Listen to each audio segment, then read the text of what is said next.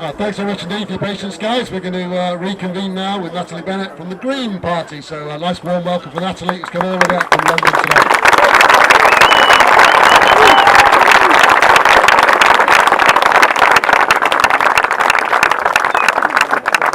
Well, thank you very much, and hello, Hen Harrier Day!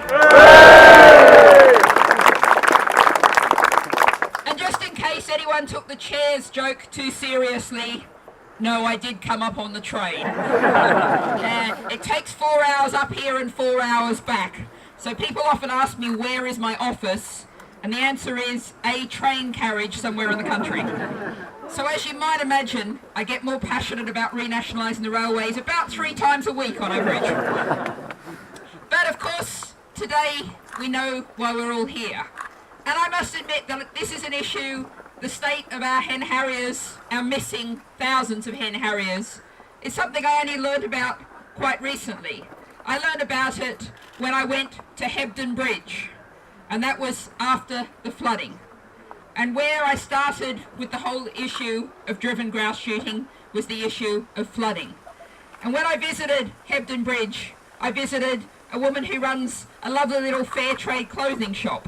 And after the last lot of floods, she'd actually installed a floodgate in her shop.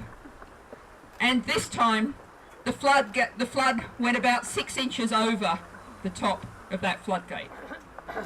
And what people in Hebden Bridge were telling me was that they felt that 6 inches and quite a bit more was due to the nature of the management up on the moors, the way in which the heather was being burnt, the bog moss was being destroyed, and the land was being simply awfully mismanaged.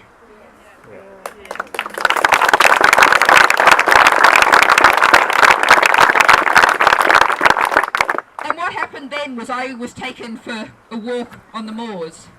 And somehow or another, this being just after the floods, it was January. One day I'm going to manage a walk on the moors that is not in midwinter. It always seems to end up being that.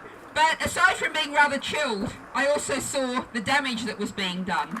And one of the things that really struck me was I found a rabbit carcass by the road that had been knocked by a car. And that rabbit carcass must have been there for at least a week. And it hadn't been scavenged.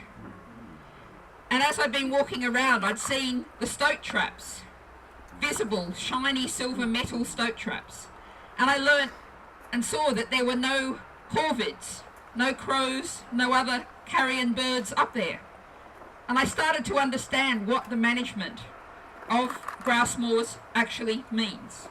It's industrialisation of some of our most beautiful, most important natural environments. And it has to stop!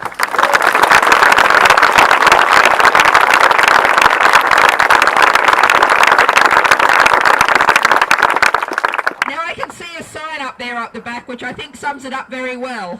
Stop harrying harriers now. We all know it has been illegal to kill raptors, to kill hen harriers for decades.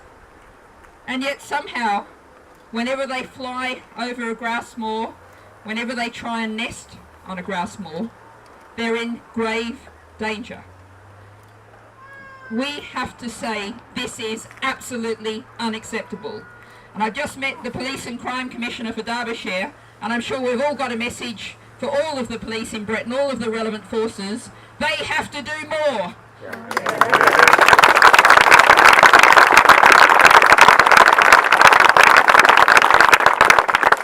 But of course, it's not easy or simple, and we all understand that, and we can't expect miracles from our police forces. So what we've got to do is say to the owners of this land, you can't hide behind the fact that, oh, I didn't know what my staff was doing. You are responsible. We will hold you responsible.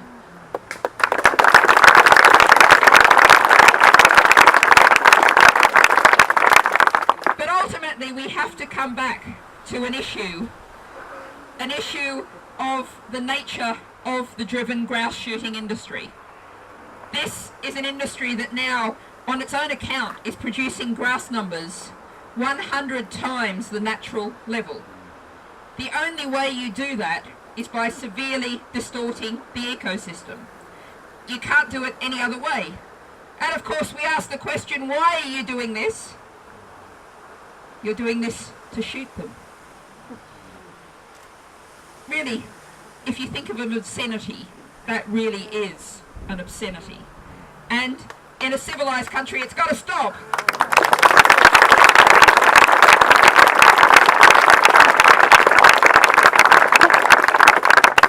Now, today, we are of course focusing on one species, and I do have to say, I think we should give a round of applause and a thank you to our Hen Harrier here, doing a great job.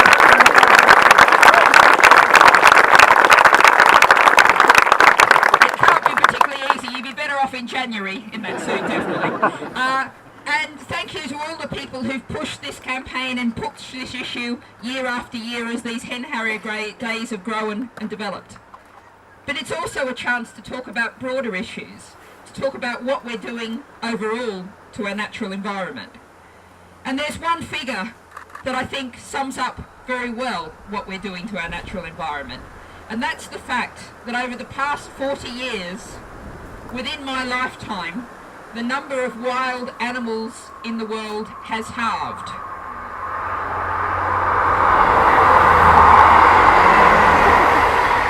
There is half the number of wild animals in the world there were 40 years ago.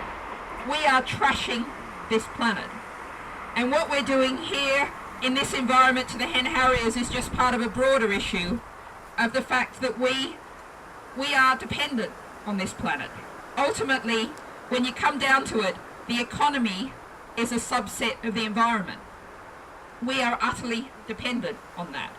And you might expect me to talk about climate change, and the reality of climate change is that we have, the last 14 months in a row, month after month after month, we've broken the global climate records. But what we've also got is oceans that are being turned into a plastic soup. We've got soils, which we're destroying what we now know is a massive, complicated ecosystem. Now, my first degree is agricultural science, and I can get really geeky about soils, but don't worry, I won't do that today. I won't do that to you. But, we really have to look at the state of the planet, the way we're treating it. And what we can do is talk about the wonderful species that are the Hen Harriers, their amazing life, their beauty. To catch a glimpse of one of them, something I've read Mark Avery's book, I'm sure you all know, The Inglorious 12th, and him talking about the first time he saw a Hen Harrier and how it totally made his day as a young person. We want young people in the future to be able to have that same experience, but we also want them to be in a livable world. And we can use iconic, beautiful, wonderful species like the Hen Harrier, and we can fight to save them, we can fight to ban driven grass shooting. But we've also got to think about saving our whole world, because we have this world for our children. We need to protect it. It's not even just a case of protection. We've got to enhance, restore what's been damaged over the past century and more. So let's think about hope, because I think it's really important to think about hope. And I think the fact that everybody's here today, that there's been 12 Hen Harrier days up and down the country, that people are gathering and saying, we're not going to take this anymore. The petition, last I saw, is heading towards 80,000 signatures.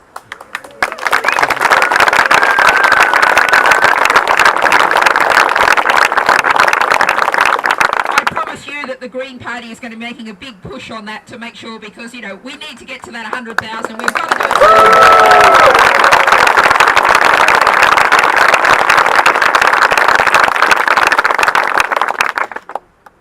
Then we take it to Parliament. But of course that's not an end point. We have to acknowledge that probably most of the parliamentarians who'll turn up for that debate will be the people who get it already anyway. So what you can do, what everyone here can do, is push very hard to make sure your MP turns up too, particularly if they don't get it. Write them emails, write them those weird old things, letters. Write them letters, go and visit them at their surgery, say you have to be there when we have that debate. And any other MP you can think of that you've got some connection with, any of your friends, tell them to do that too.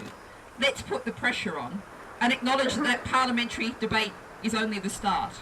What we have to do is go much further, keep pushing, keep pressuring until we get to the point where our hen harriers are genuinely protected, genuinely safe on every bit of land in Britain.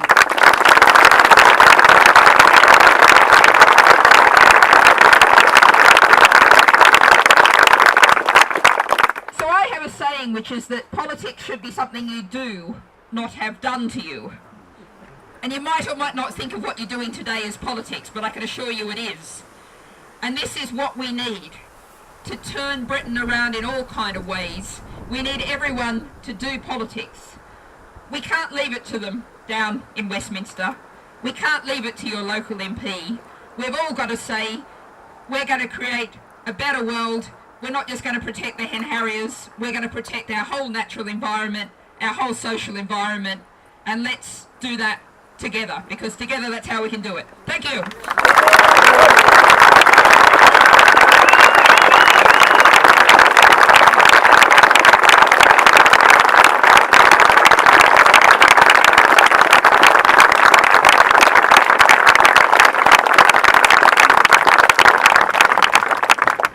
Well, thanks very much indeed, Natalie. That was amazing, and I must admit, as someone who's very sceptical about politicians, I was inspired by that speech. So, it's not often you're going to hear me say I was inspired by a politician, believe me, but that was fantastic. Thanks so much, Natalie, for making the effort to come up and join us.